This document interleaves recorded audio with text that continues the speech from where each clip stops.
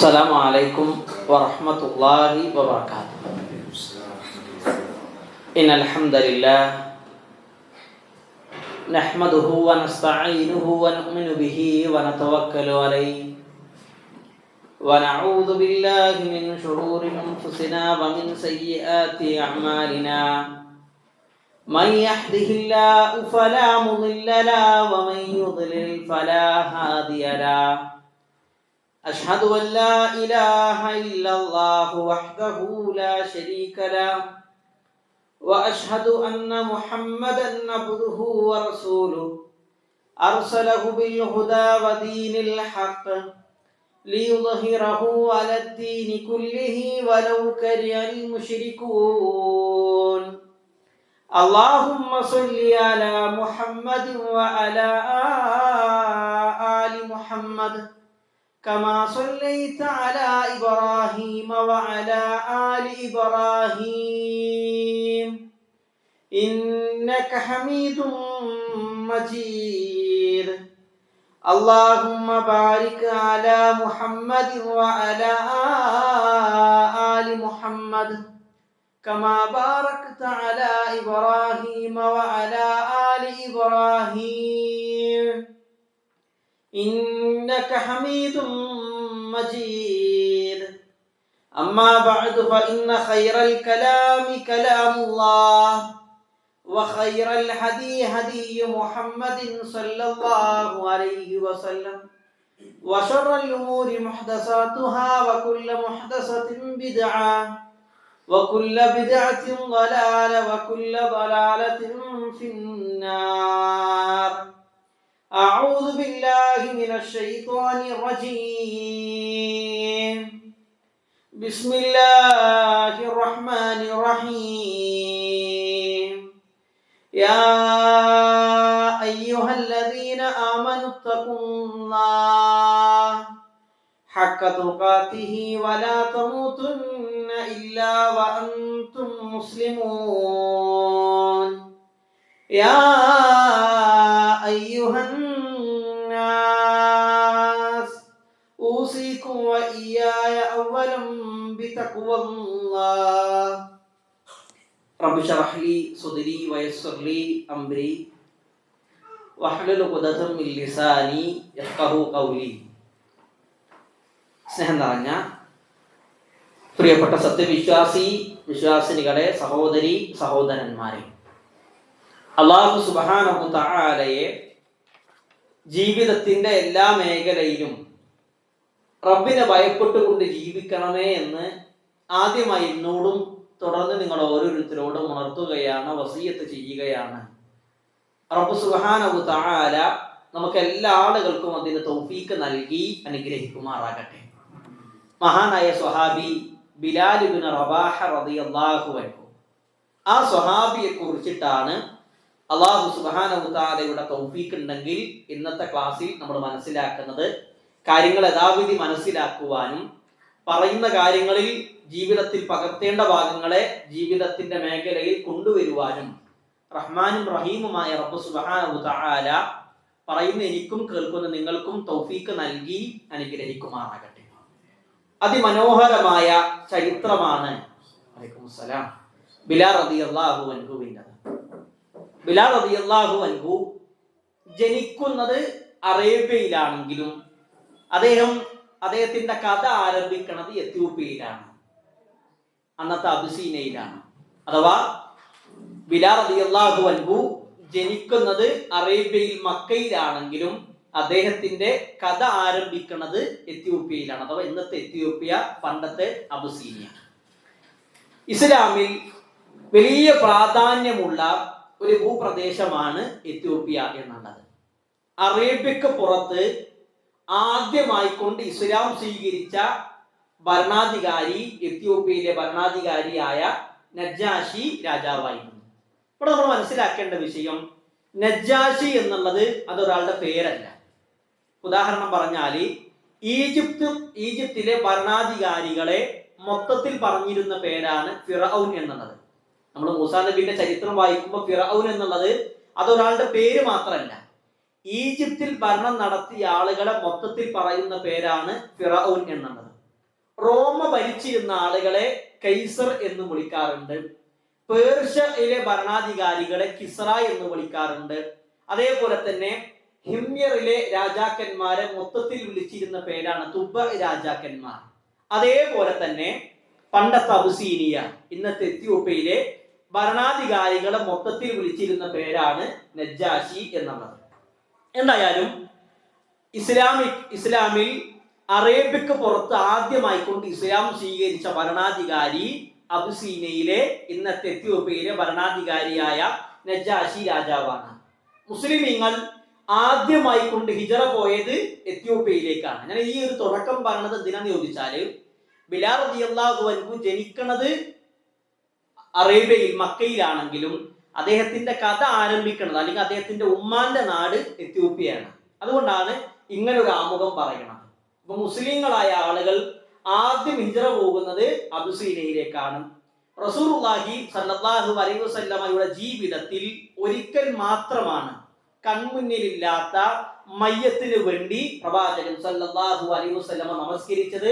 ആ നമസ്കാരം നടത്തിയത് നജ്ജാശിക്ക് വേണ്ടിയിട്ടായിരുന്നു. അങ്ങനെ ഒരുപാട് പ്രത്യേകതയുള്ള നാടാണ് അബുസീനിയ എന്നുള്ളത്. എന്തായാലും ബിലാൽ റളിയല്ലാഹു അൻഹു അദ്ദേഹം ജനിക്കുന്നതിന് മുമ്പുള്ള എത്യോപ്യയുടെ ചരിത്രം നമ്മൾ പഠിക്കണം. എത്യോപ്യയുടെ അടുത്ത ഭൂപ്രദേശമായിരുന്നു യമൻ എന്നുള്ളത്. യമനിലെ ഭരണാധികാരി ദുനവാസ് അല്ലെങ്കിൽ ദുനുവാസ് എന്ന് പറയുന്ന വ്യക്തിയാണ്. അദ്ദേഹം ജൂതനായിരുന്നു. അതുകൊണ്ട് തന്നെ ക്രിസ്തീയ മതത്തിലുള്ള ആളുകളെ മൃഗീയമായിക്കൊണ്ട് അദ്ദേഹം പീഡിപ്പിച്ചു. നമുക്ക് വിശുദ്ധ ഖുർആൻ വലൈക്കും സലാം സൂറത്ത് ബുറൂജിൽ അല്ലാഹു സുബ്ഹാനഹു വതആല പറയുന്നുണ്ട്, ഖുതില അസ്ഹാബുൽ ഉഖ്ദൂദ് എന്ന് പറയുന്ന ആയത്തില്ലേ. അപ്പൊ കിടങ്ങിന്റെ ആളുകളെ ഈ ദുനവാസ് അല്ലെങ്കിൽ ദുനുവാസ് എന്ന് പറയുന്ന വ്യക്തി 20,000-ഓളം വരുന്ന ആളുകളെ ഇയാൾ ചുട്ടുകൊന്നു. ഈ ചുട്ടുകൊന്നപ്പോ അതിൽ രക്ഷപ്പെട്ട ഒരു വ്യക്തിയാണ് ദൗസഅലബാൻ എന്ന് പറയുന്ന വ്യക്തി. ഇയാൾ നേരെ പോയി റോമയിലെ കൈസർ രാജാവിനോട് ഈ വിവരം അറിയിച്ചു.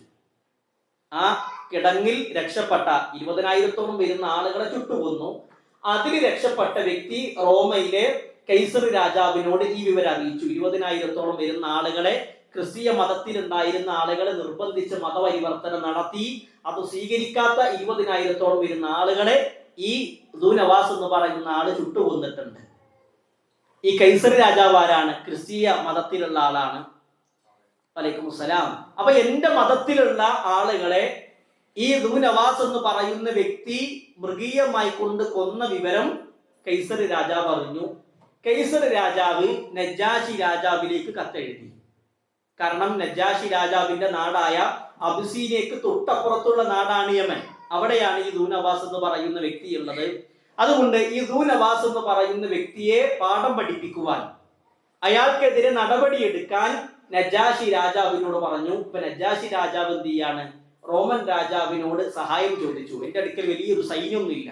അപ്പൊ ആൾപടയും കപ്പൽ പടയും വലിയ ഒരു സൈന്യം കൈസർ രാജാവ് നൽകി.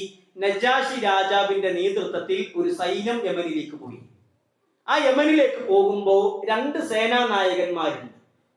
ആർക്കെതിരെ യുദ്ധം ചെയ്യാൻ പോണത്? ആളുകൾ മൃഗീയമായി കൊണ്ടുകൊന്ന, കിടങ്ങിന്റെ ആളുകളെ മൃഗീയമായി കൊണ്ട് 20,000-ഓളം വരുന്ന ആളുകളെ ചുട്ടുകൊന്ന ദുനവാസ് അല്ലെങ്കിൽ ദുനവാസ് എന്ന് പറയുന്ന വ്യക്തിയെ കൊല്ലാൻ വേണ്ടിയിട്ടാണ് പോണത്. 2 കമാൻഡർമാരുണ്ട്.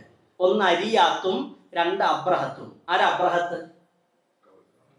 കാബ് പൊളിക്കാൻ വന്ന ആളാണ്. അവിടുന്നാണ് അബ്രഹത്തിന്റെ ചരിത്രം ആരംഭിക്കുന്നത്. ഒന്ന് അരിയാത്ത്, 2 അബ്രഹത്ത്.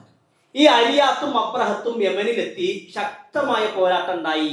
അവസാനം ഈ ദുനവാസ് അല്ലെങ്കിൽ ദുനുവാസ് എന്ന് പറയുന്ന വ്യക്തി അയാൾക്ക് പിടിച്ചു നിൽക്കാൻ കഴിയാതെ വന്നപ്പോൾ കടലിലേക്ക് എടുത്തു ചാടി ആത്മഹത്യ ചെയ്തു. പിന്നീട് യമനിന്റെ ഭരണം ലഭിക്കുന്നതായിരിക്കാം അരിയാത്തിനും അബ്രഹത്തിനും. 2 പേരും ഒത്ത കഴിവുള്ള, നല്ല രൂപത്തിൽ ഭരണം നടത്താൻ കഴിയുന്ന 2 ആളുകളാണ് അരിയാത്തും അബ്രഹത്തും. ഈ അരിയാത്തും അബ്രഹത്തും പിന്നീട് ഇവർക്കിടയിൽ എന്ത് ചെയ്തു? പ്രശ്നം ഉണ്ടാകാൻ തുടങ്ങി. ഈ 2 ആളുകളുടെ കൂട്ടത്തിൽ ഏറ്റവും കഴിവുള്ള ഭരണാധികാരി ആരാണ്? അബ്രഹത്ത് പറഞ്ഞു ഞാനാണ്. അരിയാത്ത് പറഞ്ഞു നീയല്ല ഞാനാണ്. അങ്ങനെ അതേപോലെ തന്നെ ഇവർക്കിടയിൽ ഏറ്റവും കൂടുതൽ ആൾപ്പടയുള്ളത് ആരുടെ കീഴിലാണ്? അങ്ങനെ ഇവർ തമ്മിൽ എന്ത് ചെയ്തു? പ്രശ്നം ഉണ്ടായി. അവസാനം അവര് തീരുമാനിച്ചു ഇവർ തമ്മിൽ എന്ത് ചെയ്യുക? ഒരു ദന്തയുദ്ധം നടത്തണം. ദന്തയുദ്ധം നടത്തി, അഥവാ സൈന്യം ഇടപെടാൻ പാടില്ല, ഇവരുടെ മക്കളോ ഭൃത്യന്മാരോ ആരും ഇടപെടാൻ പാടില്ല. ഒരു ഭാഗത്ത് അരിയാത്തും ഒരു ഭാഗത്ത് അബ്രഹത്തും. ഇവര് ശക്തമായിക്കൊണ്ട് പോരാട്ടം നടത്തി. അതിലാരാണോ വിജയിക്കണത് അവർക്കാണ് യമൻ. മനസ്സിലാകണില്ലേ? അവർക്കാണ് യമൻ. അങ്ങനെ അവസാനം ഈ അബ്രഹത്തിന്റെ ചരിത്രം വായിക്കുമ്പോൾ കാണാൻ കഴിയും, അബ്രഹത്ത് എന്ന് പറഞ്ഞാൽ നല്ല തടിയുള്ള ഷോർട്ടായ വളരെ ഉയരം കുറഞ്ഞ വ്യക്തിയായിരുന്നു അബ്രഹത്ത്. എന്നാൽ അരിയാത്ത് എന്ന് പറയുന്ന വ്യക്തിയുടെ പ്രത്യേകത എന്താ? അദ്ദേഹം നല്ല നീളമുള്ള ഒത്ത ശരീരമുള്ള കായിക ബലമുള്ള വ്യക്തിയാണ് അരിയാത്ത്. സ്വാഭാവികമാണ്, ഇവര് തമ്മിൽ യുദ്ധം നടത്തിയാൽ ആരെ വിജയിക്കുക? അരിയാത്താണ്. ഈ അരിയാത്ത് യുദ്ധം നടക്കുന്നതിനിടയിൽ, ഈ ദന്തയുദ്ധത്തിനിടയിൽ അബ്രഹത്തിനെ വെട്ടി. അബ്രഹത്ത് എന്ന് പറഞ്ഞാൽ അബിസീനിയൻ ഭാഷയിൽ വെളുത്ത മുഖമുള്ളവൻ എന്നാണ് അർത്ഥം. എന്നാൽ ഈ അരിയാത്തിന്റെ വെട്ട് കൊണ്ടപ്പോ അബ്രഹത്തിന്റെ മൂക്കും മുഖമൊക്കെ ചെത്തിപ്പോയി. അതുകൊണ്ട് ഈ ഒരു വെട്ടിന് ശേഷം അയാളെ വിളിച്ച പേര് അബ്രഹത്തുൽ ഹഷറും എന്നുള്ളതാണ്. ഹഷറും എന്ന് പറഞ്ഞാല് വെട്ടുകൊണ്ടവൻ, മുഖം കീറിയവൻ എന്നൊക്കെയാണ് അർത്ഥം. എന്തായാലും അരിയാത്തിന്റെ വെട്ടുകൊണ്ട് അബ്രഹത്ത് നിലത്ത് വീണു. അപ്പൊ വിജയിച്ചത് ആരാ? അരിയാത്താണ്. എന്നാൽ ഇരിക്കാൻ സീറ്റില്ലേ?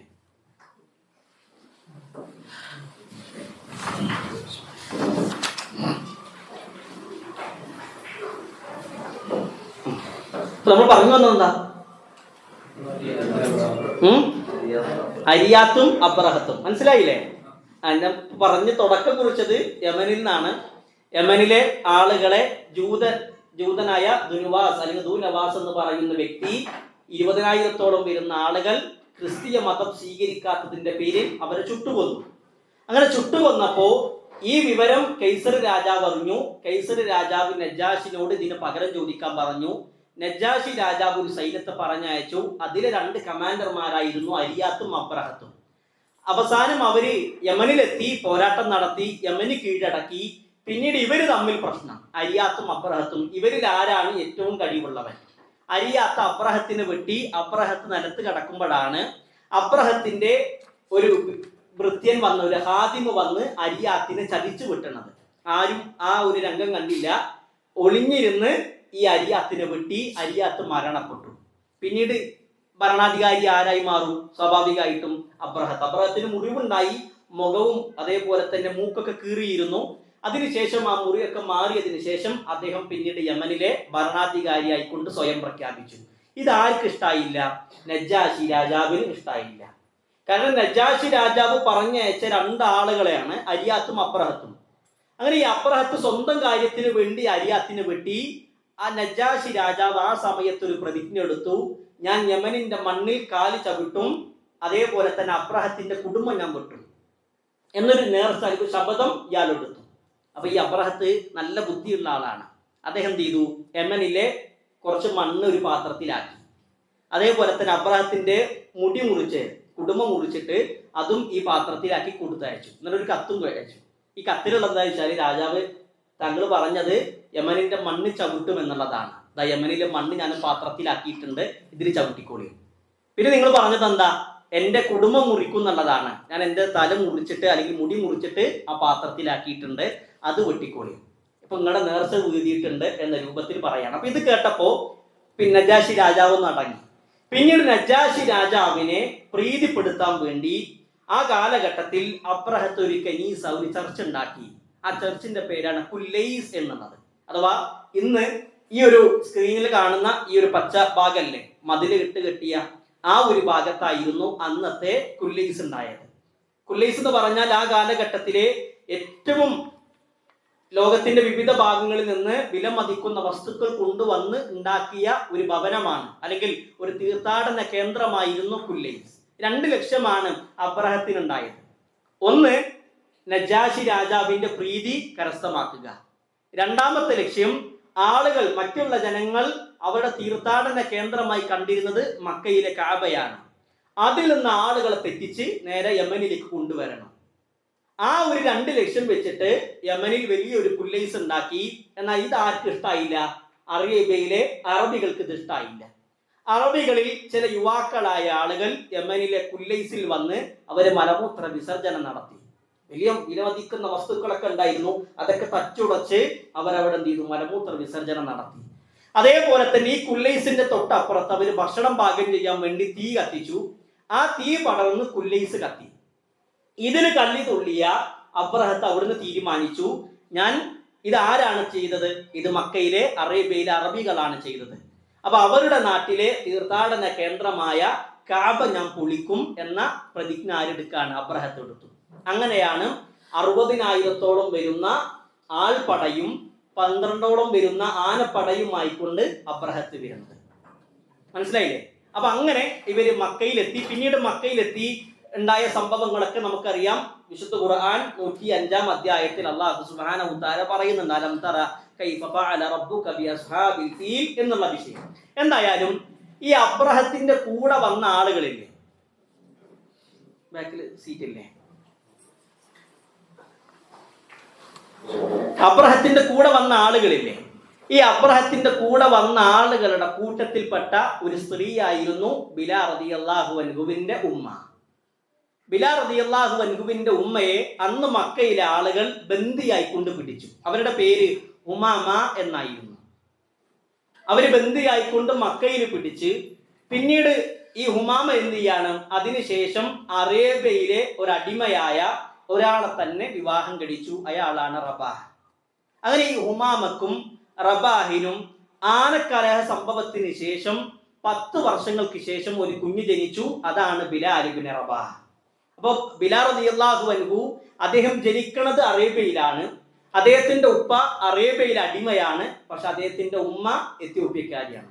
അതുകൊണ്ട് ഞാൻ പറഞ്ഞത് ബിലാൽ റളിയല്ലാഹു അൻഹു ജനിക്കുന്നത് അറേബ്യയിലാണെങ്കിലും അദ്ദേഹത്തിന്റെ കഥ ആരംഭിക്കുന്നത് എത്യോപ്യയിലാണ്, അബിസീനയിലാണ് എന്നുള്ളതാണ്. എന്തായാലും ഈ ഒരു സംഭവത്തിന് ശേഷം പിന്നീട് ബിലാൽ റളിയല്ലാഹു അൻഹു ആനക്കാല സംഭവത്തിന് ശേഷം 10 വർഷങ്ങൾക്ക് ശേഷം ബിലാൽ റളിയല്ലാഹു അൻഹു ജനിച്ചു. ബിലാൽ റളിയല്ലാഹു അൻഹുവിന്റെ ശരീരപ്രകൃതം നമ്മൾ മനസ്സിലാക്കുമ്പോൾ കാണാൻ കഴിയും. അങ്ങേയറ്റം കറുത്ത ശരീരമായിരുന്നു ബിലാൽ റളിയല്ലാഹു അൻഹുവിന്റെ. വലിയ ചുണ്ടുകളും വലിയ മൂക്കുമായിരുന്നു ബിലാൽ റളിയല്ലാഹു അൻഹുവിന്. അതേപോലെ തന്നെ തലയിൽ ധാരാളം മുടി ഉണ്ടായിരുന്നു. എന്നാൽ തിങ്ങിയ താടി ഉണ്ടായിരുന്നില്ല. അവിടെയും ഇവിടെയൊക്കെ കുറച്ച് താടിയാണ് ബിലാൽ റളിയല്ലാഹു അൻഹുവിന് ഉണ്ടായിരുന്നത്. അദ്ദേഹത്തിന്റെ കണ്ണൊരു ബ്രൗൺ നിറത്തിലുള്ള കണ്ണായിരുന്നു. നല്ല ആരോഗ്യമുള്ള ഒത്ത ശരീരമുള്ള വ്യക്തിയാണ് ബിലാൽ റളിയല്ലാഹു അൻഹു. ഇതാണ് അദ്ദേഹത്തിന്റെ രൂപം. ഈ ബിലാൽ റളിയല്ലാഹു അൻഹുവിനെ വിളിച്ചിരുന്ന പേര്, അദ്ദേഹത്തിന്റെ കുഞ്ഞിയത്തായി വിളിച്ചിരുന്ന പേര് അബു അബ്ദില്ല എന്നുള്ളതാണ്, അബ്ദുള്ളയുടെ വാപ്പ. എന്നാൽ അദ്ദേഹത്തിന്റെ ജീവിതത്തിന്റെ ഉടനീളം നോക്കുമ്പോൾ കാണാൻ കഴിയും അദ്ദേഹത്തിന് അബ്ദുള്ള എന്ന് പറയുന്ന മക്കളില്ല, അല്ലെങ്കിൽ ഒരു മകനും ഒരു മകളും അദ്ദേഹത്തിന് ഉണ്ടായിട്ടില്ല. മക്കളില്ലാത്ത വ്യക്തിയായിരുന്നു ബിലാൽ റളിയല്ലാഹു അൻഹു. എന്നാൽ പിന്നീട് അദ്ദേഹത്തിന്റെ കുഞ്ഞിയത്തായിക്കൊണ്ട് വിളിപ്പേരായിക്കൊണ്ട് ബിലാൽ റളിയല്ലാഹു അൻഹു സ്വീകരിച്ച പേര് അബു അബ്ദില്ല, അബ്ദുള്ളയുടെ വാപ്പ എന്നുള്ളതാണ്. പണ്ട് ജാഹിലിയത്തിൽ ആളുകൾ അദ്ദേഹത്തെ കളിയാക്കി വിളിച്ച പേര് ഇബ്നു സൗദ എന്നുള്ളതാണ്, കറുത്തവരുടെ മകനെ എന്നുള്ളത്. അഥവാ ഉമ്മയായ ഉമ്മാമ കറുത്ത വർഗക്കാരിയാണ്, കറുത്ത സ്ത്രീയാണ്. അപ്പൊ ആളുകൾ കളിയാക്കി വിളിക്കുകയാണ് കറുത്തവരുടെ മകനെ എന്ന് ബിലാൽ റളിയല്ലാഹു അൻഹുവിനെ വിളിച്ചിട്ടുണ്ട്. ബിലാൽ റളിയല്ലാഹു അൻഹുവിന്റെ യജമാനൻ ഉമയ്യത്ത് ബിൻ ഖലഫ്. ഇസ്ലാമിക ചരിത്രത്തിൽ പ്രവാചകനോടും ഇസ്ലാമിനോടും ഏറ്റവും കഠിന ശത്രുതയുള്ള 3 ആളുകളാണ്. 1 അബൂ ജഹൽ, 2 അബൂ ലഹബ്, 3 ഉമയ്യ. ഈ ഉമയ്യയുടെ അടിമയായിരുന്നു ബിലാൽ റളിയല്ലാഹു അൻഹു. ആദ്യമായി കൊണ്ട് ഇസ്ലാം സ്വീകരിച്ച അടിമയായിരുന്നു ബിലാൽ റളിയല്ലാഹു അൻഹു. അടിമകളുടെ കൂട്ടത്തിൽ ആദ്യമായി കൊണ്ട് ഇസ്ലാം പുൽകിയ ആളാണ് ബിലാൽ റളിയല്ലാഹു അൻഹു. മഹാനായ അംർ ബിൻ അബ്സ റളിയല്ലാഹു അൻഹു ഉദ്ധരിക്കുന്ന ഹദീസിൽ കാണാൻ കഴിയും. അദ്ദേഹം പറയാണ്, ഞാൻ ജാഹിലിയ കാലഘട്ടത്തിൽ ആളുകൾ ഇങ്ങനെ വിഗ്രഹങ്ങൾ ആരാധിക്കുന്നത് എൻ്റെ മനസ്സിൽ വല്ലാത്തൊരു പ്രയാസം ഉണ്ടാക്കി. അപ്പൊ ഞാൻ എന്ത് ചെയ്യാണ്, ആ സമയത്താണ് ഞാനൊരു വിവരം അറിയുന്നത്.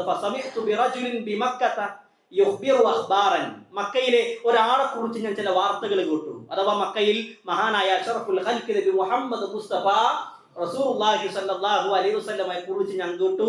ഞാൻ എൻ്റെ വാഹനത്തിൽ കയറി മക്കയിലേക്ക് പ്രവാചകനെ ലക്ഷ്യം വെച്ച് മക്കയിലെത്തി.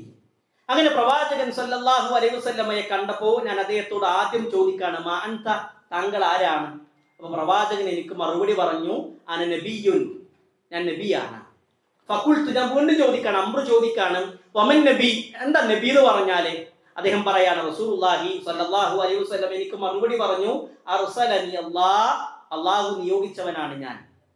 ആളുകളെ നന്മയിലേക്ക് ക്ഷണിക്കാനും തിന്മയുടെ പാതയിൽ നിന്ന് മാറ്റാനും വേണ്ടി അള്ളാഹു നിയോഗിച്ചവനാണ് ഞാൻ. അപ്പൊ വീണ്ടും ഈ അംറ് ചോദിക്കാണ്, എന്തുകൊണ്ടാണ് അള്ളാഹു താങ്കളെ പറഞ്ഞയച്ചത്, അല്ലെങ്കിൽ ഏത് ദൗത്യം മുൻനിർത്തിക്കൊണ്ടാണ് അള്ളാഹു നിങ്ങളെ അയച്ചത്?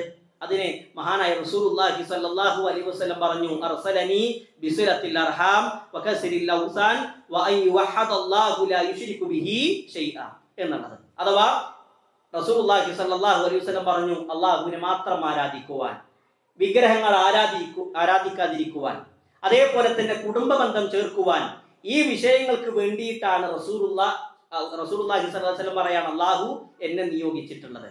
അപ്പൊ അംറ് വീണ്ടും ചോദിക്കാണ്, വമൻ മഅക അലാ ഹാദാ, എങ്കിൽ താങ്കളുടെ മതത്തിൽ ഇപ്പൊ ഉള്ളത് ആരാണ്, നിങ്ങളുടെ കൂടെ ഇപ്പൊ ഉള്ളത് ആരാണ്? അപ്പൊ റസൂലുള്ളാഹി അതിന് കൊടുത്ത മറുപടി, ഹുർറുൻ വഅബ്ദുൻ, എന്റെ കൂടെ ഉള്ളത് ആരാ? ഒരു ഹുറാണ്. എന്താ ഹുർ എന്ന് പറഞ്ഞാല് സ്വതന്ത്രൻ. വഅബ്ദുൻ, ഒരു അടിമയാണ്. അപ്പോ മഹാനായ അംറ് ഇബ്നു അബ്സ റളിയല്ലാഹു അൻഹു പറയാണ്, വമഅഹു യൗമഇദിൻ അബൂബക്കർ, അന്ന് റസൂലുള്ളാഹിന്റെ കൂടെ ഉണ്ടായിരുന്നത് ആരാ? അബൂബക്കറാണ്. അഥവാ റസൂലുള്ളാഹി സ്വല്ലല്ലാഹു അലൈഹി വസല്ലം പ്രവാചകൻ സ്വതന്ത്രൻ എന്ന് പറഞ്ഞ വ്യക്തി ആരായിരുന്നു? അബൂബക്കറായിരുന്നു. പിന്നെ അബ്ദുൻ, പ്രവാചകൻ അടിമ എന്ന് പറഞ്ഞു, അതാരാണ്? വബിലാലുൻ, ബിലാലാണ്. അപ്പൊ ഇസ്ലാമിക ചരിത്രത്തിൽ ആദ്യമായിക്കൊണ്ട് ഇസ്ലാം സ്വീകരിച്ച അടിമയായിരുന്നു ബിലാൽ ഇബ്നു റബാഹ റളിയല്ലാഹു അൻഹു. പിന്നീട് ഈ ഉമയ്യ എന്ത് ചെയ്യാണ്? ബിലാൽ റളിയല്ലാഹു അൻഹു ഇസ്ലാം സ്വീകരിച്ച വിവരം അറിഞ്ഞു. ഉമയ്യക്ക് ഒരിക്കലും അംഗീകരിക്കാൻ കഴിയുന്നില്ല, സഹിക്കാൻ കഴിയുന്നില്ല. എന്റെ ചെലവിൽ ജീവിക്കുന്ന എന്റെ അടിമ എന്നോട് ചോദിക്കാതെ മുഹമ്മദിന്റെ സല്ലല്ലാഹു അലൈഹി വസല്ലം പുത്തൻ ആദർശം സ്വീകരിച്ചു. ഈ വിഷയത്തിൽ കലിതുള്ളിയ ഉമയ്യത്ത് ബിൻ ഖലഫ് നേരെ വീട്ടിൽ പോയി. വീട്ടിലെത്തിയപ്പോ ബിലാൽ റളിയല്ലാഹു അൻഹു അവിടെ ഇല്ല. മഗ്‌രിബിന്റെ സമയം വരെ കാത്തിരുന്നു. ഏകദേശം മഗ്‌രിബിന്റെ സമയമായപ്പോഴാണ് ബിലാൽ റളിയല്ലാഹു അൻഹു ആ വീട്ടിലേക്ക് കയറി വരുന്നത്. അപ്പൊ ഉമയ്യന്റെ ചോദ്യം, ഞാൻ കേട്ടത് ശരിയാണോ? അഥവാ നീ മുഹമ്മദിന്റെ സല്ലല്ലാഹു അലൈഹി വസല്ലം ആദർശം നീ സ്വീകരിച്ചിട്ടുണ്ടോ? ഒരു കൂസലും ഇല്ലാതെ ബിലാൽ റളിയല്ലാഹു അൻഹു പറഞ്ഞു, അതെ, മുഹമ്മദ് നബി സല്ലല്ലാഹു അലൈഹി വസല്ലം പഠിപ്പിച്ച ആദർശത്തിൽ ഞാൻ വിശ്വസിക്കുന്നുണ്ട്. ഉമയ്യയുടെ രണ്ടാമത്തെ ചോദ്യം, എന്റെ അനുവാദം കൂടാതെ നിനക്ക് എങ്ങനെയാണ് അത് സ്വീകരിക്കാൻ കഴിഞ്ഞത്? എന്റെ അനുവാദം ഇല്ലാതെ നീ എങ്ങനെയാണ് അത് സ്വീകരിച്ചത്? അതിന് ബിലാൽ റളിയല്ലാഹു അൻഹു കൊടുത്ത മറുപടി, ഇഫ്അൽ മാ ശിഅത, നിനക്ക് ചെയ്യാൻ പറ്റണത് നീ ചെയ്തോ എന്നുള്ളതാണ്. പ്രവാചകൻ പഠിപ്പിച്ച ആദർശത്തിൽ നിന്ന് അണുകിട ഞാൻ വ്യതിചലിക്കൂല. നിനക്ക് എന്താണോ എന്നെ ചെയ്യാനുള്ളത് നീ അത് ചെയ്തോ. നമ്മൾ സാധാരണ പറയാറുണ്ട്, ബിലാൽ റളിയല്ലാഹു അൻഹുവിനെ ഉമയ്യത്ത് ബിൻ ഖലഫ് മൃഗീയമായി കൊണ്ട് പീഡിപ്പിച്ചു എന്നുള്ളതാണ്. എങ്ങനെ പീഡിപ്പിക്കണത്? 3 രൂപത്തിലാണ് ഉമയ്യ ബിലാലിനെ പീഡിപ്പിച്ചത്. ഒന്നാമത്തെ രീതി, രാവിലെ മുതൽ വൈകുന്നേരം വരെ മരുഭൂമിയിൽ കെട്ടിയിടും. എന്നിട്ട് ചാട്ടവാറുകൊണ്ട് മാറി മാറി പ്രഹരിക്കും. കുടിക്കാൻ ഒരു തുള്ളി വെള്ളം പോലും കൊടുക്കൂല. ആ സമയത്ത് ബിലാൽ റളിയല്ലാഹു അൻഹുവിനോട് പറയും, ബിലാൽ, ലാത്തയെ വിളി, ഉസയെ വിളി, നിനക്ക് സ്വതന്ത്രനാകാം. ബിലാൽ റളിയല്ലാഹു അൻഹു സമ്മതിക്കില്ല. നോക്കി, നമ്മളെല്ലാ ആളുകളും മരുഭൂമി കണ്ട ആളുകളാണ്. ഈ സൗദിയിലെ ചൂട് അനുഭവിച്ച ആളുകളാണ്.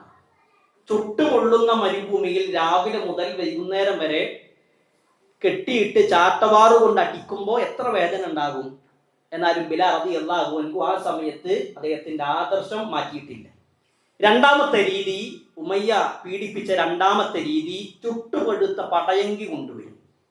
ആ ചുട്ടുപഴുത്ത പടയങ്കി അങ്കി ബിലാൽ റളിയല്ലാഹു അൻഹുവിന്റെ ശരീരത്തിൽ ധരിപ്പിക്കും. അതങ്ങോട്ട് ധരിക്കുന്ന സമയത്ത് അദ്ദേഹത്തിന്റെ തൊലിയും മാംസവും ഉരുകിപ്പോകുന്നുള്ളതാണ്. ആ രൂപത്തിൽ ചുട്ടുപഴുത്ത പടയങ്കി കൊണ്ടുവന്ന് ധരിപ്പിക്കും. അതാണ് രണ്ടാമത്തെ രീതി. മൂന്നാമത് ഉമയ്യ പീഡിപ്പിച്ച രീതി, കഴുത്തിൽ കയറിട്ടിട്ട് മക്കയിലെ തെമ്മാടികളായ ആളുകളുടെ കയ്യിലേക്ക് കയറുകൊണ്ട് വലിച്ചെറിയും. എന്നാൽ അവരോട് പറയാണ്, നിങ്ങൾക്ക് എന്താണോ ചെയ്യാനുള്ളത് അതൊക്കെ ചെയ്തോ എന്നുള്ളതാണ്. ബിലാൽ റളിയല്ലാഹു അൻഹുവിനെ എന്തൊക്കെ നിങ്ങൾക്ക് ചെയ്യാൻ ആഗ്രഹമുണ്ടോ അതൊക്കെ ചെയ്തു. അബ്ദുല്ലാഹി ഇബ്നു മസ്ഊദ് റളിയല്ലാഹു അൻഹു പറയാണ്, പണ്ട് ഞാൻ മക്കയുടെ തെരുവീതിയിലൂടെ ബിലാൽ ഇബ്നു റബാഹ റളിയല്ലാഹു അൻഹുവിനെ കഴുത്തിൽ കയറിട്ടിട്ട് വലിച്ചു കൊണ്ടുപോകുന്നത് ഞാൻ കണ്ടിട്ടുണ്ട്. എന്താ അബ്ദുല്ലാഹി ഇബ്നു മസ്ഊദ് പറയാണ്, ആ സമയത്ത് ബിലാൽ റളിയല്ലാഹു അൻഹുവിന്റെ തൊലിയൊക്കെ ഇങ്ങനെ പൊളിഞ്ഞത് ഞാൻ കണ്ടിട്ടുണ്ട്. അദ്ദേഹത്തിനെ വലിച്ചു കൊണ്ടുപോയ പാതയിൽ ബിലാൽ റളിയല്ലാഹു അൻഹുവിന്റെ ശരീരത്തിൽ നിന്ന് ഉതിർന്നു വീണ രക്തത്തുള്ളികൾ ഞാൻ കണ്ടിട്ടുണ്ട്. ശരീരത്തിലെ മാംസം കീറിപ്പോയിട്ട് എല്ലിന്റെ വെളുപ്പ് ഞാൻ കണ്ടിരുന്നു എന്ന് മഹാനായ അബ്ദുല്ലാഹി ബിൻ മസ്ഊദ് റളിയല്ലാഹു അൻഹു ബിലാൽ റളിയല്ലാഹു അൻഹുവിനെ കുറിച്ച് പറയാണ്. ഈ സമയത്ത് ഉമയ്യ പറയുന്ന വാക്ക് ഉഖ്ഫുർ മുഹമ്മദിൻ വ അൻത ഹുർറുൻ, നീ മുഹമ്മദിനെ സല്ലല്ലാഹു അലൈഹി വസല്ലം പ്രവാചകനെ നിഷേധിക്ക്, എങ്കിൽ നീ സ്വതന്ത്രനാണ്. ഒരു അടിമയുടെ മുമ്പിൽ ലഭിക്കാവുന്ന ഏറ്റവും വലിയ സൗഭാഗ്യമാണ് സ്വതന്ത്രനാകുക എന്നുള്ളത്. ഏതൊരു അടിമ ആഗ്രഹിക്കണതാണ് സ്വതന്ത്രനാകുക എന്നുള്ളത്. അപ്പൊ പ്രവാചകനെ നിഷേധിച്ചാൽ ഞാൻ സ്വതന്ത്രനാണ് എന്ന് ഉമയ്യ പറയുമ്പോഴും ആ സമയത്ത് ബിലാൽ റളിയല്ലാഹു അൻഹു കൊടുത്ത മറുപടി എന്താണ്? അഹദുൻ അഹദുൻ, അല്ലാഹു ഏകനാണ്, അല്ലാഹു ഏകനാണ് എന്നുള്ളതാണ്. ഇതൊക്കെ ചെയ്തിട്ടും ബിലാൽ റളിയല്ലാഹു അൻഹു സ്വീകരിക്കാതെ വന്നപ്പോൾ ഉമയ്യക്ക് വീണ്ടും അരിശം കൂടുകയാണ്.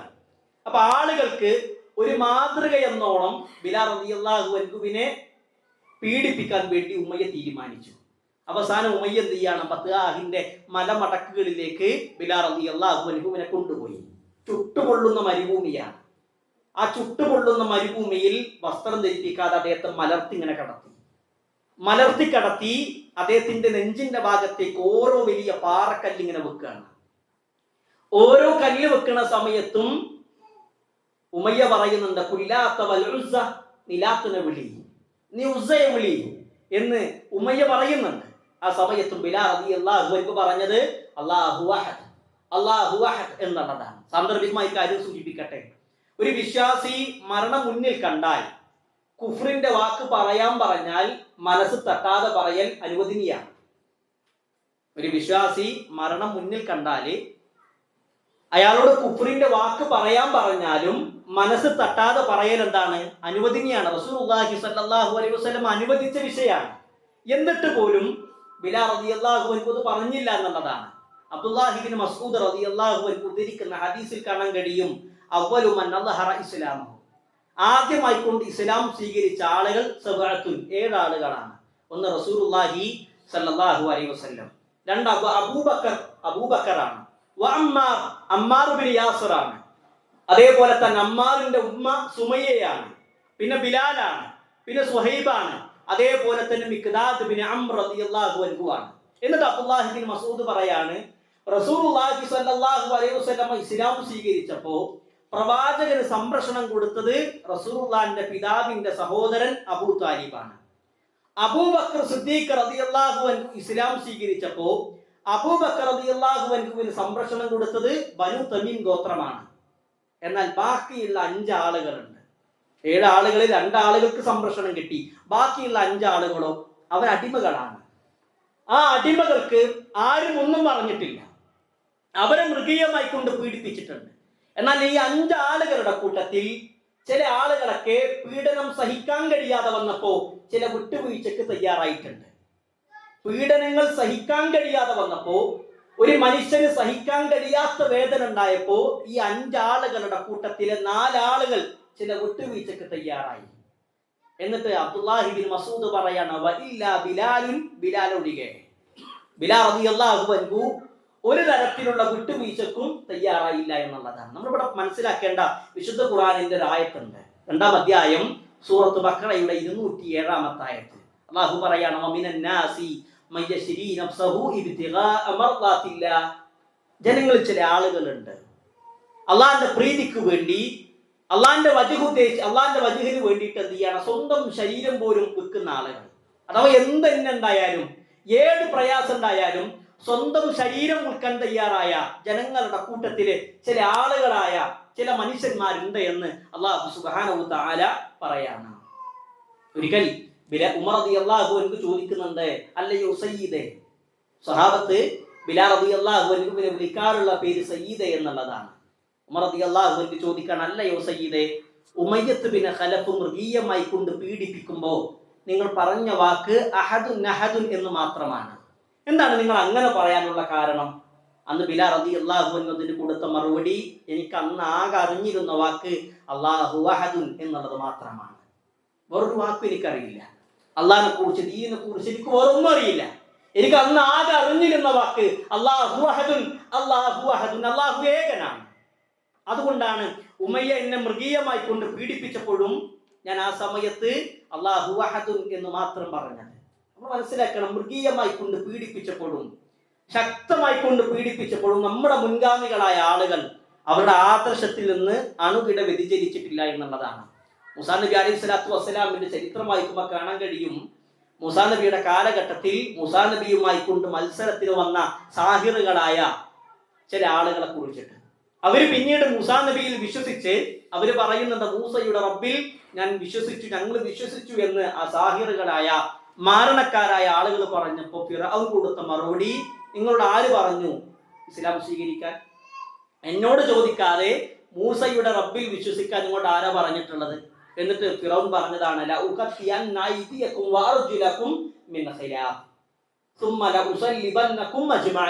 നിങ്ങളുടെ കൈകാലുകൾ വിപരീതമായി കൊണ്ട് വിച്ഛേദിക്കും. അഥവാ വലത്തെ കൈ മുറിച്ചാൽ ഇടത്തെ കാല് മുറിക്കും, ഇടത്തെ കൈ മുറിച്ചാൽ വലത്തെ കാല് മുറിക്കും, വിപരീതമായി കൊണ്ട് ഞാൻ നിങ്ങളുടെ കൈകാലുകൾ മുറിക്കും, അതേപോലെ തന്നെ നിങ്ങളെ ഞാൻ കുരിശിൽ തറക്കും.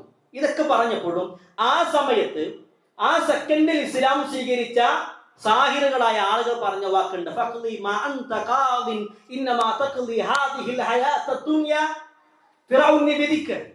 നീ വിധിച്ചോ, ഈ ദുനിയാവിലല്ലേ നിനക്ക് വിധിക്കാൻ കഴിയുള്ളൂ, ഈ ദുനിയാവിൽ നിനക്ക് വിധിക്കാൻ കഴിയുന്നത് നീ വിധിച്ചോ ഫിറഔൻ എന്ന് പറഞ്ഞ ആളുകളുടെ പിൻഗാമികളാണ് നമ്മൾ എന്തിനാണ് പ്രിയപ്പെട്ടവരെ നമ്മുടെ നാട്ടിൽ എന്തെങ്കിലും ചെറിയ വാർത്തകൾ ഉണ്ടാകുമ്പോഴേക്ക് ബേജാറാകുന്നത്? ആത്മാർത്ഥമായി കൊണ്ട് റബ്ബിൽ തവക്കുൽ വെച്ചാൽ അള്ളാഹു നമ്മളെ കൈവിടൂല, സാന്ദ്രവുമായി സൂചിപ്പിച്ചു എന്ന് മാത്രം. എന്തായാലും ബിലാൽ റളിയല്ലാഹു അൻഹുവിന്റെ ശരീരത്തിലേക്ക് ബത്ആഹിന്റെ മലമടക്കുകളിൽ ഓരോ കല്ലിങ്ങനെ വെച്ചുകൊണ്ടിരിക്കുകയാണ് ഉമയ്യ. ആ കല്ല് വെക്കുന്ന സമയത്ത് അവസാനം ബിലാൽ റളിയല്ലാഹു അൻഹുവിന് ശ്വാസം കിട്ടാതായി. അപ്പോഴാണ് ആ വഴിയിൽ മഹാനായ അബൂബക്കർ സിദ്ദീഖ് റളിയല്ലാഹു അൻഹു വരുന്നത്. അബൂബക്കർ റളിയല്ലാഹു അൻഹുവിന്റെ ചോദ്യം, അതഖ്തുലൂന റജുലൻ റബ്ബി അല്ലാഹ്, എന്റെ റബ്ബ് അല്ലാഹു ആണ് എന്ന് പറയുന്ന വ്യക്തിയാണോ നിങ്ങൾ വധിക്കുന്നത്? എന്റെ റബ്ബ് അല്ലാഹു ആണ് എന്ന് പറയുന്ന വ്യക്തിനെയാണോ നിങ്ങൾ ഇങ്ങനെ പീഡിപ്പിക്കണത്? അബൂബക്കർ റളിയല്ലാഹു അൻഹു ഉമയ്യയോട് ചോദിക്കാണ്, ഉമയ്യ, ബിലാലിന് വേണ്ടി എത്ര പണമാണ് ഞാൻ നൽകേണ്ടത്? നീ പറയുന്ന പണം ഞാൻ നൽകാം, ബിലാലിന് എനിക്ക് തരണം. ബിലാൽ റളിയല്ലാഹു അൻഹുവിനെ അന്ന് ഉമയ്യ പറഞ്ഞ വില 7 ഊക്കിയാണ്. അഥവാ 7 ഊക്കിയ എന്ന് പറഞ്ഞാല് 280 ദിർഹമാണ്, 280 വെള്ളിക്കാശ്. പണ്ട് ആ കാലഘട്ടത്തിൽ ഒരടിമക്ക് ഉണ്ടായിരുന്ന വില 1/2 ഊക്കിയ, അല്ലെങ്കിൽ ഏറിപ്പോയാൽ 1 ഊക്കിയാണ്. എന്നാൽ അന്ന് ഉമയ്യ ചോദിച്ചത് എത്രയാണ്? 7 ഊക്കിയാണ്. അബൂബക്കർ റളിയല്ലാഹു അൻഹു ആ സമയത്ത് തന്നെ 7 ഊക്കിയ നൽകി 280 ദിർഹം നൽകി ബിലാൽ റളിയല്ലാഹു അൻഹുവിനെ കൊണ്ടുപോവുകയാണ്. ബിലാൽ റളിയല്ലാഹു അൻഹുവിനെ കൊണ്ടുപോകുമ്പോൾ അദ്ദേഹത്തിന് നടക്കാൻ കഴിയില്ല. അബൂബക്കർ റളിയല്ലാഹു അൻഹുവിന്റെ ചുമലിലെത്തിയിട്ടാണ് മഹാനായ ബിലാൽ റളിയല്ലാഹു അൻഹുവിനെ കൊണ്ടുപോകുന്നത്. ആ സമയത്ത് പുറകുന്ന ഉമയ്യ വിളിച്ചു പറയുന്നുണ്ട്, അബൂബക്കറെ, നീ എനിക്ക് 1 ദിർഹമിന് ചോദിച്ചിരുന്നെങ്കിൽ ഞാൻ 1 ദിർഹമിനും ബിലാലിനെ തന്നിരുന്നു. ഞാൻ ആദ്യം 7 ഊക്കിയൊക്കെ പറഞ്ഞു, പക്ഷെ നീ എന്നോട് 1 ദിർഹമിന് ചോദിച്ചിരുന്നെങ്കിൽ 1 ദിർഹമിന് ഞാൻ നിന്നോട് കൊണ്ടുപോയിക്കോ എന്ന് പറയും. നീ എന്തിനാണ് 7 ഊക്കിയൊക്കെ കൊടുത്തിട്ട് ഈ ബിലാലിനെ പോലെയുള്ള അടിമകളെ വാങ്ങണത്? അതിന് മഹാനായ അബൂബക്കർ സിദ്ദീഖ് റളിയല്ലാഹു അൻഹു കൊടുത്ത മറുപടി, നീ ബിലാലിന് വേണ്ടി 1000 ദീനാർ ചോദിച്ചിരുന്നെങ്കിൽ, ബിലാൽ ഇബ്നു റബാഹ് എന്ന് പറയുന്ന ആ ഒരു സ്വഹാബിക്ക് വേണ്ടി 1000 ദീനാർ നീ ചോദിച്ചിരുന്നെങ്കിൽ 1000 ദീനാർ ഞാൻ നിന്റെ കയ്യിൽ നൽകുമായിരുന്നു. കാരണം ബിലാലിന്റെ മഹത്വം നിനക്കറിയില്ല എന്നാണ് മഹാനായ അബൂബക്കർ സിദ്ദീഖ് റളിയല്ലാഹു അൻഹു പറയുന്നത്. അബൂബക്കർ റളിയല്ലാഹു അൻഹു ബിലാൽ റളിയല്ലാഹു അൻഹുവിനെ കൊണ്ടുപോകുന്നത് റസൂലുള്ളാഹിന്റെ മുമ്പിലേക്കാണ്. പ്രവാചകൻ പുഞ്ചിരിച്ചുകൊണ്ട് അദ്ദേഹത്തെ സ്വീകരിച്ചു. മഹാനായ അബൂബക്കർ സിദ്ദീഖ് റളിയല്ലാഹു അൻഹുവിന്റെ തോളിൽ കൈവച്ച് റസൂലുള്ളാഹി അദ്ദേഹത്തിലേക്ക് ചേർത്തി പിടിച്ചു എന്നുള്ളതാണ്. പിന്നീട് മഹാനായ ബിലാൽ റളിയല്ലാഹു അൻഹുവിന്റെ പുതിയ ഒരു അധ്യായമാണ് തുറക്കുന്നത്. പിന്നീട് ബിലാൽ റളിയല്ലാഹു അൻഹു മരണം വരെ റസൂലുള്ളാഹി സ്വല്ലല്ലാഹു അലൈഹി വസല്ലമക്ക് ഒരു നിഴൽ രൂപത്തിൽ പ്രവാചകന് സംരക്ഷണ കവചമായി കൊണ്ട് ബിലാൽ ഇബ്നു റബാഹ് റളിയല്ലാഹു അൻഹു ഉണ്ടായിരുന്നു. ഞാൻ അവസാനിപ്പിക്കാണ്. ആ സമയത്താണ് വലീദ് ബിൻ മുഗീറയെ പോലെ പ്രഗത്ഭന്മാരായ ചില ഖുറൈശി നേതാക്കന്മാർ വന്ന് അബൂ താലിബിനോട്, റസൂലുള്ളാഹിന്റെ പിതാവിന്റെ സഹോദരനായ അബൂ താലിബിനോട് പറയാണ്, ഞങ്ങൾ മുഹമ്മദുമായി കൊണ്ട് സല്ലല്ലാഹു അലൈഹി വസല്ലം സംസാരിക്കാൻ തയ്യാറാണ്, പക്ഷേ ഒരു നിബന്ധനയുണ്ട്. മുഹമ്മദ് പ്രവാചകനുമായി സംസാരിക്കാൻ, ഇസ്ലാമിനെ കുറിച്ച് സംസാരിക്കാൻ ഞങ്ങൾ തയ്യാറാണ്, പക്ഷെ ഒരു നിബന്ധനയുണ്ട്. എന്താ നിബന്ധന? ഞങ്ങൾ സംസാരിക്കുന്ന സമയത്ത് പ്രവാചകന്റെ അരികിൽ അടിമകൾ ഉണ്ടാകാൻ പാടില്ല. അവർ പ്രത്യേകം പേരെടുത്ത് പറഞ്ഞു, ബിലാലിനെ പോലെ, സുഹൈബിനെ പോലെ, മിഖ്ദാദിനെ പോലെ അടിമകൾ ഉണ്ടാകാൻ പാടില്ല. വേണമെങ്കിൽ അബൂബക്കർ ഇരുന്നോ, ഉമർ ഇരുന്നോ, ഉസ്മാനും അലിയും റളിയല്ലാഹു അൻഹും അജ്മഈൻ അവരിരുന്നോട്ടെ. ഈ അടിമകളായ ഈ സ്വഹാബത്ത് ഉണ്ടാകാൻ പാടില്ല. വലീദ് അന്ന് പറഞ്ഞ വാക്ക് തുറുദഹും, അവരെ ആട്ടി ഓടിക്കണം എന്നുള്ളതാണ്. ഈ രൂപത്തിൽ വലീദ് ബിൻ മുഗീറയെ പോലെ ആളുകൾ സംസാരിക്കുമ്പോൾ അല്ലാഹു സുബ്ഹാനഹു വ തആല വിശുദ്ധ ഖുർആനിന്റെ ഒരു ആയത്താണ് അതിന് മറുപടി കൊടുക്കുന്നത്. വലാ തതുറുദിൽ ലദീന യദഊന റബ്ബഹും ബിൽ ഗദാവതി വൽ അശീ യുരീദൂന വജ്ഹഹു. അല്ലാഹുവിന്റെ വജ്ഹ് ഉദ്ദേശിച്ചുകൊണ്ട് രാവിലെയും വൈകുന്നേരവും റബ്ബിനെ മാത്രം ആരാധിക്കുന്ന ആളുകളെ റസൂലെ നിങ്ങൾ ആട്ടി ഓടിക്കരുത്. ഈ ഖുറൈശിക്കാരായ നേതാക്കന്മാർക്ക് വേണ്ടി രാവിലെയും വൈകുന്നേരവും അല്ലാഹുവിനെ മാത്രം ആരാധിക്കുന്ന ഈ പാവപ്പെട്ട സ്വഹാബത്തിനെ നിങ്ങൾ ആട്ടി ഓടിക്കരുത്. അവസാനം അല്ലാഹു പറഞ്ഞ വാക്കെന്താണ്? റസൂലെ, നിങ്ങൾ എങ്ങാനും അവരെ ആട്ടി ഓടിച്ചാൽ, ആ പാവപ്പെട്ട സ്വഹാബത്തിനെ നിങ്ങൾ എങ്ങാനും ആട്ടി ഓടിച്ചാൽ താങ്കൾ ആക്രമിക്കപ്പെട്ട ആളുകളുടെ കൂട്ടത്തിലാണ്, അക്രമികളുടെ കൂട്ടത്തിൽ താങ്കൾ ഉൾപ്പെടുമെന്നുള്ളതാണ്. നോക്കി, വലീദ് ബിൻ മുഗീറ പറഞ്ഞ വാക്കെന്താണ്? തുറുദഹും, അവരാട്ടി ഓടിക്കണം എന്നുള്ളത്. അല്ലാഹു പറഞ്ഞ വാക്കെന്താണ്? വലാ തുറുദിൽ ലദീന. അതേ വാക്ക് തന്നെ അല്ലാഹു ഉപയോഗിക്കാണ്. നിങ്ങൾ എന്ത് ചെയ്യരുത്? ആട്ടി ഓടിക്കരുത്. രാവിലെയും വൈകുന്നേരവും അള്ളാഹിനെ മാത്രം ആരാധിക്കുന്ന, അള്ളാഹിനോട് മാത്രം സഹായം തേടുന്ന ആളുകളെ നിങ്ങൾ ആട്ടി ഓടിക്കരുത്. നിങ്ങൾ എങ്ങാനും ആട്ടി ഓടിച്ചാൽ താങ്കൾ അക്രമികളിൽ പെട്ടവനായിരിക്കുമെന്ന് റസൂലുള്ളാഹി സ്വല്ലല്ലാഹു അലൈഹി വസല്ലമക്ക് അള്ളാഹു താക്കീത് കൊടുക്കുകയാണ്. മക്കയിലെ പ്രമാണിമാരെക്കാൾ അള്ളാഹുവിന് പ്രിയം സ്വഹാബത്തിന്റെ കൂട്ടത്തിലെ ദരിദ്രന്മാരായ സ്വഹാബകളായിരുന്നു. അല്ലെ? ഇത് കേൾക്കുന്ന അടിമകളുടെ അവസ്ഥ എന്തായിരുന്നു? ആരാരുമില്ലാത്ത, ഒരു തുണയില്ലാത്ത ആ സ്വഹാബത്തിനെ തുണയായി, രക്ഷയായി അള്ളാഹുണ്ടേത് കേൾക്കുമ്പോൾ അവർക്കുണ്ടാകുന്ന ഒരു സന്തോഷമുണ്ട്. ബിലാൽ റളിയല്ലാഹു അൻഹുവിന്റെ പദവി പിന്നീട് ഉയരുകയാണ്. ആ ഇടക്കാണ് റസൂലുള്ളാഹി സ്വല്ലല്ലാഹു അലൈഹി വസല്ലം ഒരു സംഘത്തെ പറഞ്ഞയച്ചു. ആ ഒരു സംഘം ഒരു ദൗത്യത്തിന് വേണ്ടി പറഞ്ഞയച്ചു. ആ സംഘത്തിനിടയിൽ ചെറിയൊരു തർക്കമുണ്ടായി, അഭിപ്രായ വ്യത്യാസം ഉണ്ടായി. ആ കൂട്ടത്തിൽ അബൂദർ അൽ ഗഫാരി റളിയല്ലാഹു അൻഹു ബിലാൽ റളിയല്ലാഹു അൻഹുവിനെ വിളിച്ചു, യബ്നു സൗദാ, കറുത്തവരുടെ മകനെ എന്നുള്ളത്. ദേഷ്യം വന്നപ്പോൾ അറിയാതെ നാവുന്നു വന്നതാ. അബൂദർ അൽ ഗഫാരി പറയാണ്, കറുത്തവരുടെ മകനെ എന്ന് ബിലാൽ റളിയല്ലാഹു അൻഹുവിനെ വിളിക്കാണ്. ബിലാൽ റളിയല്ലാഹു അൻഹുവിന്റെ മനസ്സിൽ വല്ലാത്ത വേദന ഉണ്ടായി. പണ്ട് ജാഹിലിയ കാലഘട്ടത്തിൽ ആളുകൾ അദ്ദേഹത്തെ അങ്ങനെ വിളിച്ചിട്ടുണ്ട്. എന്നാൽ ഇസ്ലാം സ്വീകരിച്ചതിന് ശേഷം ഒരാളും ബിലാലിനെ കറുത്തവരുടെ മകനെ എന്ന് വിളിച്ചിട്ടില്ല. ആ വാക്ക് ബിലാലിന്റെ മനസ്സിൽ വല്ലാതെ വേദന ഉണ്ടാക്കി. അല്ലാഹുവിന്റെ റസൂൽ സല്ലല്ലാഹു അലൈഹി വസല്ലമയോട് വിവരം പറഞ്ഞു. റസൂലുള്ളാഹിന്റെ ചോദ്യം, അബൂദറെ, ഞാൻ കേട്ടത് ശരിയാണോ? നീ എന്റെ ബിലാലിനെ കറുത്തവരുടെ മകനെ എന്ന് വിളിച്ചിട്ടുണ്ടോ? അബൂദറിന്റെ മറുപടി, നഅം യാ റസൂലല്ലാഹ്, അല്ലാഹുവിന്റെ റസൂലെ, ഞാൻ വിളിച്ചിട്ടുണ്ട്. റസൂലുള്ളാഹി സ്വല്ലല്ലാഹു അലൈഹി വസല്ലം ആ സമയത്ത് പറഞ്ഞ വാക്ക്, യാ ബദർ ഇന്നക ഇംറുഉൻ ഫീക ജാഹിലിയ. അബൂദറെ, ഇപ്പോഴും ജാഹിലിയത്ത് പോയിട്ടില്ല അല്ലേ? ജാഹിലിയത്തിന്റെ അംശം ഇപ്പോഴും ജീവിതത്തിൽ ഉണ്ടല്ലേ എന്നാണ് റസൂലുള്ളാഹി സ്വല്ലല്ലാഹു അലൈഹി വസല്ലം പറഞ്ഞത്. മഹാനായ അബൂദർ ഗഫാരി പറയാണ്, ഒരു വാള് കൊണ്ടുവന്ന് റസൂലുള്ളാഹി എന്നെ വെട്ടിയിരുന്നെങ്കിൽ എനിക്ക് ഇത്ര സങ്കടം ഉണ്ടാവില്ല. പക്ഷെ റസൂലുള്ളാഹിനോട് ചോദിച്ചത് എന്താ? ഇപ്പോഴും ജാഹിലിയത്ത് മാറിയിട്ടില്ല അല്ലേ? ജാഹിലിയത്തിലെ തോന്നിവാസം ഇപ്പോഴും ജീവിതത്തിൽ ഉണ്ടല്ലേ എന്ന രൂപത്തിൽ റസൂലുള്ളാഹി സ്വല്ലല്ലാഹു അലൈഹി വസല്ലം ചോദിക്കാണ്. ഇത് സഹിക്കാൻ കഴിഞ്ഞില്ല അബൂദർ ഗഫാരി റളിയല്ലാഹു അൻഹുവിനെ.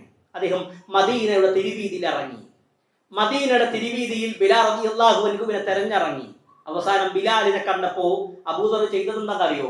അബൂദർ ഗഫാരി റളിയല്ലാഹു അൻഹു അദ്ദേഹത്തിന്റെ കവിള് മണ്ണിലേക്ക്